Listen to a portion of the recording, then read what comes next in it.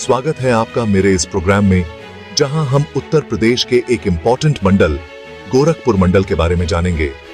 ये मंडल स्टेट के eastern part में है और अपने हिस्ट्री और कल्चर के लिए फेमस है। गोरखपुर शहर, जो इस मंडल का हेडक्वार्टर है, एक बहुत ही लाइवली और हिस्टोरिकल शहर है। इस मंडल का इतिहास रामायण काल से जुड़ा हुआ है और यहाँ की संस्कृति बहुत ही अलग है। यहाँ आपको ancient temples, Buddhist pilgrimage sites और नेचर से भरे हुए प्लेसेस देखने को मिलेंगे। तो दोस्तों, हमारे साथ इस अमेजिंग जर्नी पर, जहां हम गोरखपुर मंडल के हिस्ट्री, कल्चर और टूरिस्ट प्लेसेस के बारे में जानेंगे। हमारी यात्रा शुरू होती है गोरखपुर जिले से, जो इस मंडल का दिल है। गोरखपुर अपने नाम से ही फेमस गोरखनाथ मंदिर के लिए जाना जाता है। यह मंदिर नाथ संप्रदाय का एक इंपॉर्टेंट सेंटर है और यहां हर साल लाखों श्रद्धालु आते हैं। गोरखपुर सिर्फ टेम्पल्स ही नहीं, बल्कि नॉलेज का भी केंद्र रहा है। यहां स्थित गीता प्रेस हिंदू धर्म ग्रंथों को पब्लिश करने के लिए पूरी दुनिया में फेमस है। यहां से छपने वाली गीता और रामायण की कॉपीज पूरी दुनिया में जाती हैं। नेचर लवर्स के लिए भी गोरखपुर में बहुत कुछ है। यहाँ की रामगढ़ झील अपने ग्रीनरी और पीसफुल एनवायरनमेंट के लिए फेमस है। और अगर आपको वाइल्ड लाइफ पसंद है, तो कुश्मी वन आपके लिए एक परफेक्ट प्लेस है। तो आइए गोरखपुर के इन प्लेसेस को एक्सप्लोर करते हैं और इस शहर के स्पिरिचुअल और नेचुरल ब्यूटी में खो जाते हैं। गोरखपुर से आगे बढ़ते हुए हम पहुंचते हैं देवरिया, एक ऐसा जिला जो अपनी फर्टाइल लैंड और रिलीजियस प्लेसेस के लिए फेमस है। देवरिया को अक्सर उत्तर प्रदेश का राइस बोल कहा जाता है। यहाँ की उपजाऊ भूमि गेहूं, चावल और गन्ने की खेती के लिए फेमस है।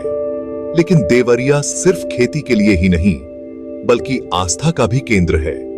यहाँ स्थित रुद्रपुर भगवान शिव का एक फेमस टेंपल है। मान्यता है कि यहाँ भगवान शिव खुद लिंग के रूप में रहते हैं। देवरिया में एक और फेमस टेंपल है सोहनाग, जो मां दुर्गा का मंदिर है। नवरात्रि के समय यहां बहुत बड़ा मेला लगता है और दूर दूर से लोग मां के दर्शन के लिए आते हैं। देवरिया अपनी सादगी और धार्मिकता के साथ आपको अपना दीवाना बना देगा।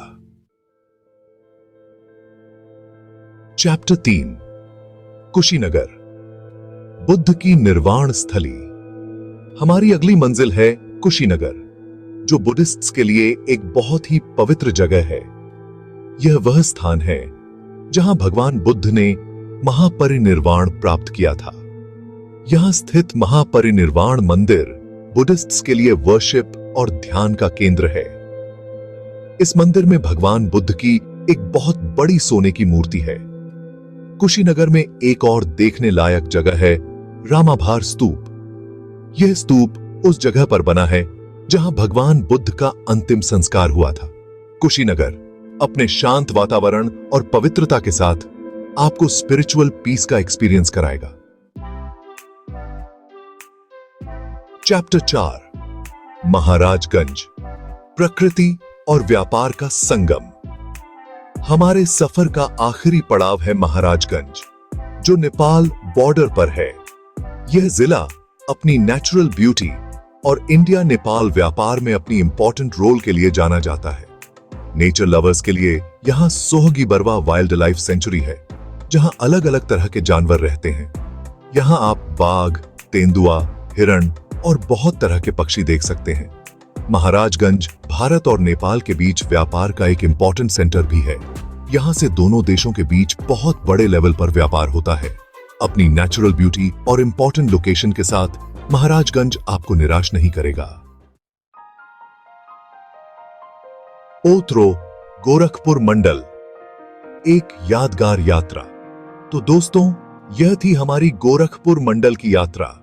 हमें उम्मीद है कि आपको यह जर्नी पसंद आई होगी और आप गोरखपुर मंडल की कल्चर, हिस्ट्री और टूरिस्ट प्लेसेस से रूबरू हुए होंगे।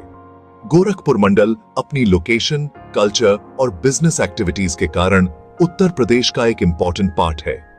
गोरखपुर रेलवे स्टेशन और हवाई अड्डा इस क्षेत्र को देश के दूसरे हिस्सों से जोड़ते हैं। अगर आप गोरखपुर मंडल के किसी स्पेशल जिले या एरिया के बारे में और जानना चाहते हैं, जरूर बताएं। धन्यवाद।